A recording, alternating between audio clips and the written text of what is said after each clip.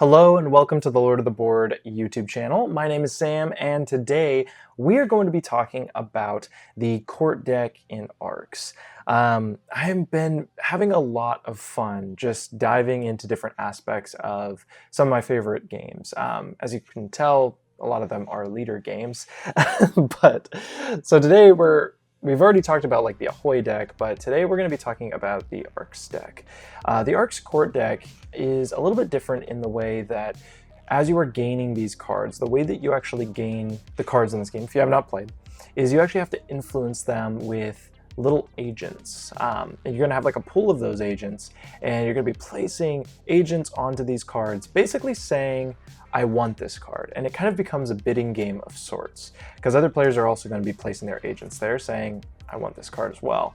And then at some point, a player who has the majority of agents at that space will take it with a particular action. So oftentimes you're not going to be gaining these cards immediately when you want them. Sometimes you have to kind of bid and vie for them a little bit. Sometimes you're even fighting over them for a little bit. In that case, there's a ton of stuff that you can do with these abilities because just the way that people are getting these abilities is so varied, and the cost of which is determined by the players at times as well. So very, very exciting in that way. We've got a 31 card court deck, and this deck is going to be divided into 5 different suits, but 6 different types of cards. There's going to be 5 cards of the 5 suits each, so that's 25 cards, and then there's going to be 6 Vox cards, which are basically these events or special effects that when you secure them from the court, they happen immediately. The rest of these are going to be placed in front of your kind of tableau. They're going to be in your personal court. Now, there are some cards that have multiples or duplicates. We're going to talk about those first, and then we will go in and discuss kind of the unique abilities after that. And this will hopefully help you break down and kind of help you memorize some of what you can encounter in here. So the first cards we'll talk about are the 4 union cards. There's actually 4 of these union cards because there are 4 suits in the actual card play of the game, the trick-taking part of Arcs. There are 4 suits, and so these union cards each match with one of those suits. You've got the Arms Union, which matches with the Aggression suit of cards. We've got the Construction Union, which matches with the Construction card, the Admin Union, which matches with the Administration cards, and the Spacing Union, which matches with the Mobilization cards. What these cards all do is they all have a prelude effect. That says you may play this card next to a face-up construction card, or whatever card type it is. When the round ends, you draw that card into your hand and discard this card. Essentially what it's saying is you're going to be gaining a new card to kind of add to your hand of cards that you can play. It gives you another turn in this game. These are all extremely good. From my experience playing this game, these cards are the types of cards that you try to get, because other players, if they get them, they will get an extra turn on you. And so oftentimes these cards are just really, really powerful. The other thing that they allow you to do is that if you do get that card, it now almost gives you a free way to seize the initiative, because you'll be spending an extra card to seize the initiative, but you'll still have the same amount of cards as the other players around the table if they haven't picked up a union card and used it yet. So these are just extremely good. Now the suits are a little bit weird. The suit distribution, you have 2 material ones. These are going to be the Admin and the Construction. You've got a Weapons one, which is the Arms Union, and you've got a Fuel, which is the Spacing Union. So this leaves out 2 of the suits, the Psionic and the Relic suits. So that's going to be those 4 cards there. We've also got some of my favorite cards in this game, which are the 2 cartels. We've got the Material Cartel as well as the Fuel Cartel. And what these both do, and it's the same kind of ability, they both can hold the banks of these associated resources. So the Material Cartel is a material type card that allows you to keep the material supply onto this card, and you add it to the purpose of scoring Tycoon Ambition, but you cannot spend it out. So as you spend your own personal material, it would go back to this card and it would only count for those ambitions. The fuel cartel works the exact same way. The thing though is that after you're done scoring these, rivals actually have to discard all of their fuel or all of their material respectively. And then they each have a prelude action which says that you may discard this to steal one fuel. That usually, or one material. Once again, depending on which one you have. I love both of these cards. I love that, for one, it makes it really easy for people to, when you get one of these, it makes it so obvious, like, okay, I need to go for a Tycoon ambition because I've got the cartel on my side. I've got that supply of those resources. And then we've got 5 cards. And this is the only like duplicate of cards that actually is one of every suit, and that is going to be the loyal card types. So we've got one of these that matches each one of the suits. So that's including Psionic, it's including Relic. And what these do is, I'll read one for you and you can just kind of sub the material for whatever its suit is. We'll use Loyal Pilots as an example. This is a 3-keyed card. It is Fuel Suit, and it says, if you provoke outrage, you keep this card.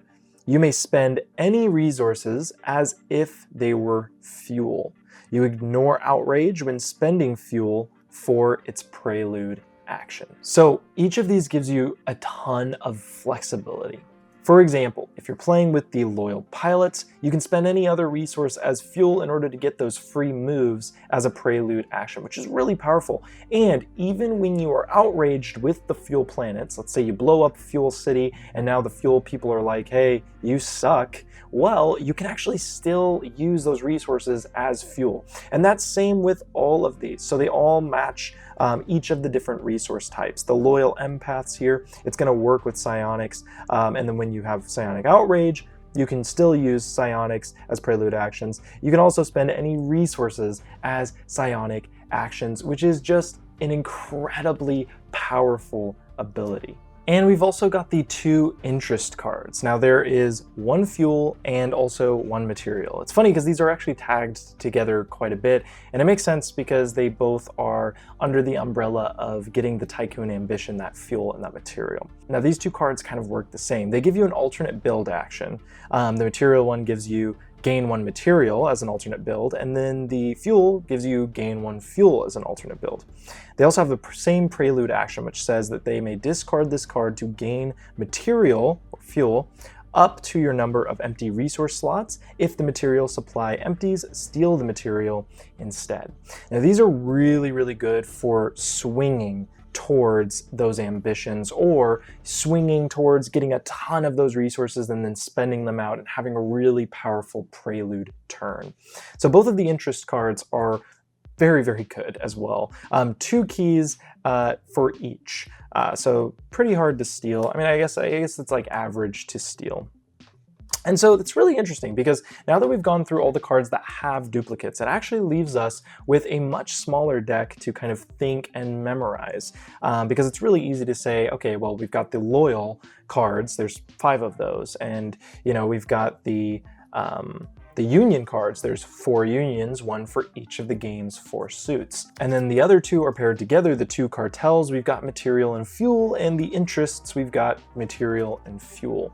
But the rest of the cards are all going to be unique abilities. It's going to carry the rest of the suits, and we're going to start with the less valuable suit to the most valuable suit in terms of the actual resource tokens in general. So what this leaves us with is 18 cards that we're going to talk about in a line, just to go over each of them, and we only have 1 fuel left over, and in my personal opinion, it is one of my favorite cards because it is so darn aggressive, and it's so fun to use, especially if you're like comboing it with something like the Rebel. But this is the Gatekeeper's card. This is a 2-key card. It is fuel type, and it says when you battle in a gate, you may collect 2 more dice. So you're going to be keeping those gates very, very safe. Like you're going to be able to defend those gates, I should say, very easily and very well. The prelude action on this is that you may discard this to place one ship in each gate. And obviously that would not place a ship in an out of play gate. But this is just so darn good because the ability to collect 2 more dice, wow, first of all. But then also, now if that's not becoming useful, you can just discard it and get a ship on each gate. Controlling the gates is very good in ARCs. It's one of the ways that you clog up a lot of the movement. So Gatekeepers is very, very, very good. We're gonna move to the 3 weapons cards that we have. Now, something to note about these 3 is that they all have the exact same prelude action. That's the only thing that they share though, besides obviously suit and the key amount being 2 to steal. But we'll talk about Court Enforcers first, and that says Abduct, which is a new type of battle action.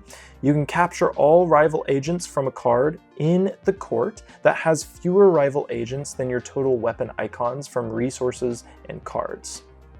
And then the prelude on this says that you may discard this card to place 3 ships in a system you control, a way to get those ships back onto the board. In ARCs, you can get completely wiped like sometimes in a single turn. And so to have some of these cards to get back up those ships can be very, very powerful.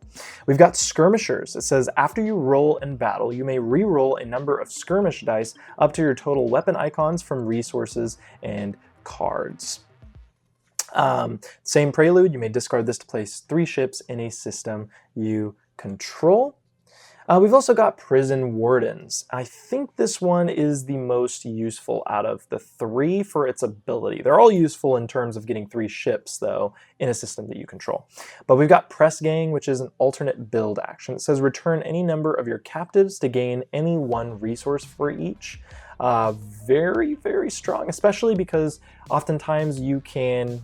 If you have Tyrant in the bag, it's usually really hard for people to take away Tyrant from you. And so you can usually leverage having quite a bit more captives than the other players around the board. So to be able to kind of spend them and get resources of your choice, very, very good. Kind of gives you a way to play in some of the other ambitions, like going for the relics or the psionics, some of the rare resources. The next one is Execute, an alternate influence action that says move any number of your captives to your trophies. So now not only can you vie for the resource ambition, but now you can also vie for the warlord ambition as well. So it's really, really useful card. And then its prelude, obviously the same. You may discard this to place 3 ships in a system you control. And that is it for the 3 weapons cards. We're gonna move on to 4 relic cards and then 4 psionics, and then we'll talk about Vox cards. So we're already making great progress, learning a ton. We've got the Sworn Guardians. This one is a 1 key, and you'll see why. It says that rivals cannot steal your resources and other guild cards. In battle, they can steal this first and then spend the extra keys to steal though. If this card is stolen, you bury it. You place it on the bottom of the court deck. And this matters because it will be stolen quite a bit as players are going to want to get to the better cards that are on offer typically. The Sworn Guardian is just annoying if you happen to get it. I wouldn't say it's like, groundbreaking, not the best card in the world, but it is quite annoying. Anyway, so it will bury and then it will end up coming back, and the Sworn Guardians kind of return in random bits of the gameplay at times. We've got a very, man, I just love this card. I gotta stop saying like very good card. There's a lot of good cards in this deck. And you know what, if you guys are interested, I might actually do a ranking of these cards. So if you've listened up to this point, thank you for listening and watching. Are you interested in seeing a ranking of these cards? Drop it down below if you are. So we've got Galactic Bards, some of my favorite artwork. It's just straight out of Jabba's Palace. I mean, all of the arches that these cards have for artwork is just straight out of Jabba's Palace in my opinion. But Galactic Bards is a single key card. And it says when you surpass or pivot before taking any actions, you may declare the ambition on your played card. If an ambition has not been declared yet this round, you do not place the 0 marker. A way to get more ambitions out.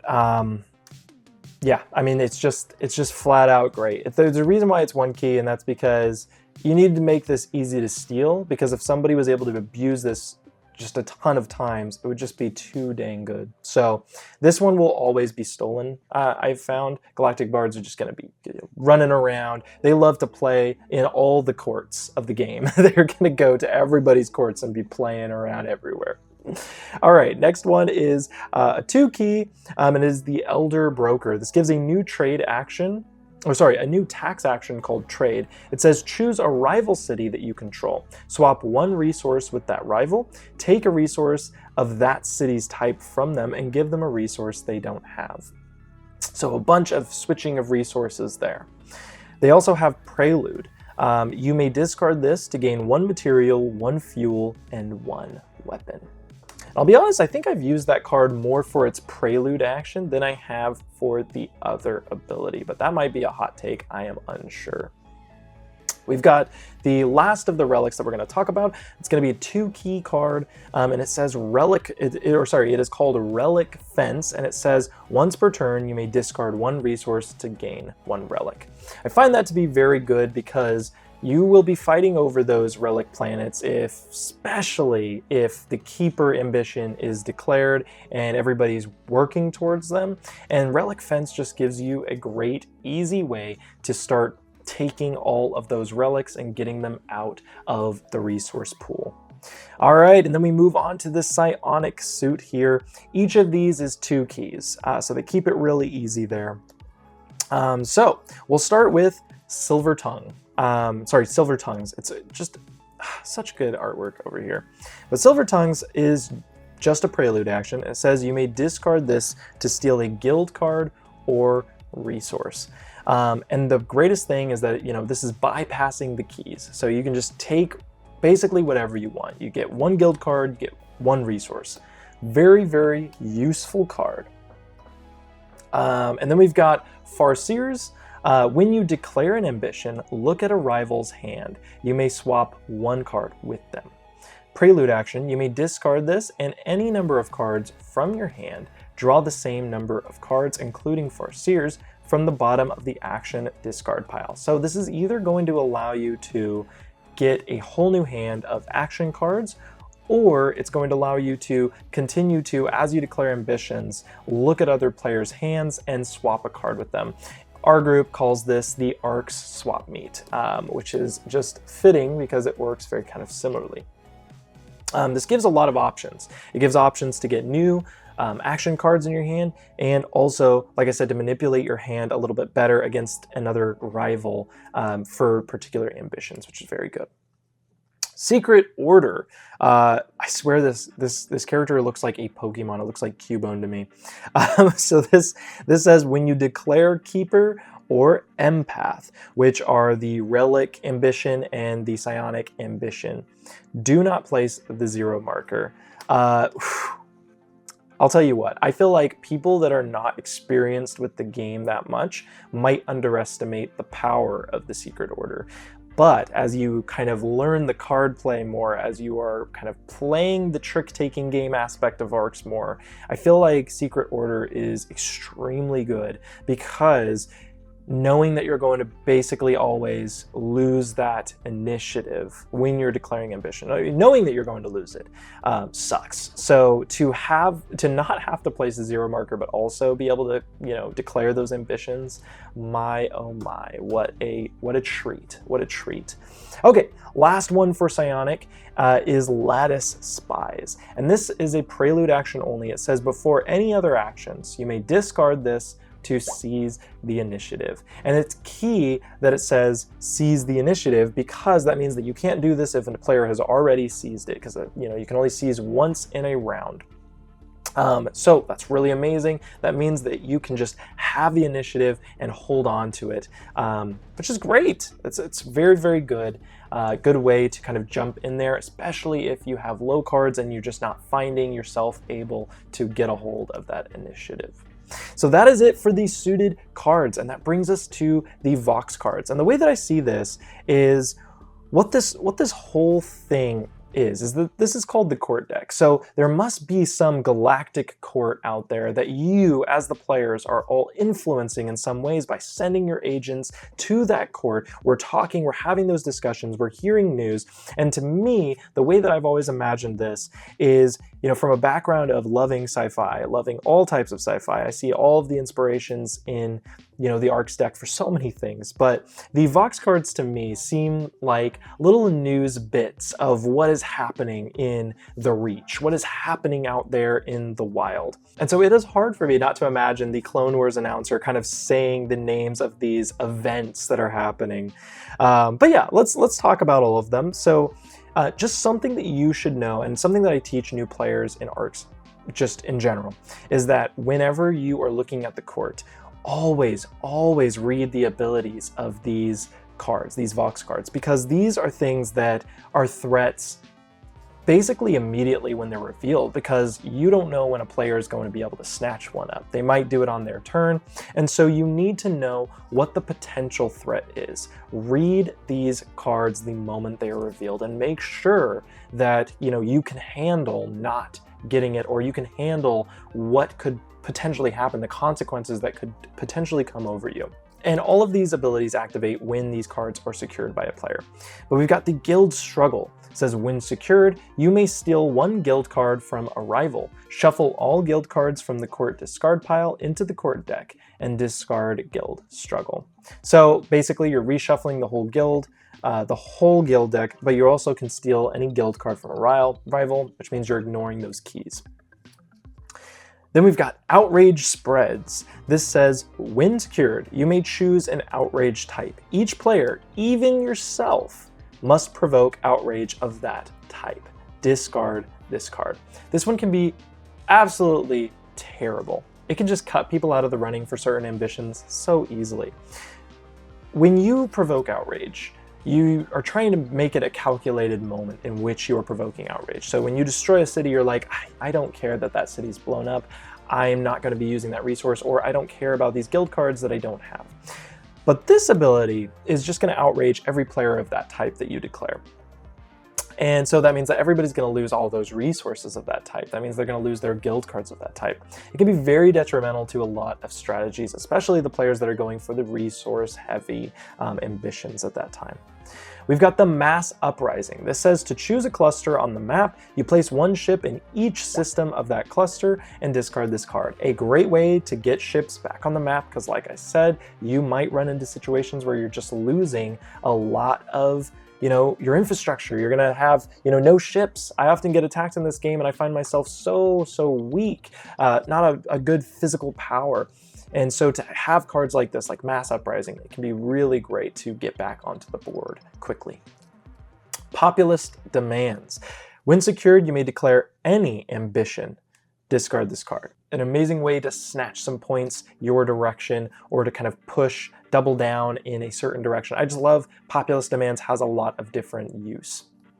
We've got Call to Action, which says, when secured, draw one action card from the bottom of the action discard pile. Discard Call to Action. So this is amazing because it gives you another way to gain an extra card, which means gain an extra turn in ARCS. So good. Please go and use it. I mean, come on. That is just very good. We've got Song of Freedom. Oh boy, Song of Freedom. I think this is everybody's like, not again, But so when secured, you may return any one city you control to its player board. If you do, you may seize the initiative, and then you shuffle this card into the court deck. So this one always comes up. I just feel like it will, just continually be used. Sometimes it just comes up right and immediately after it's been used, which is so silly. And guys, that is actually every single card in the court deck.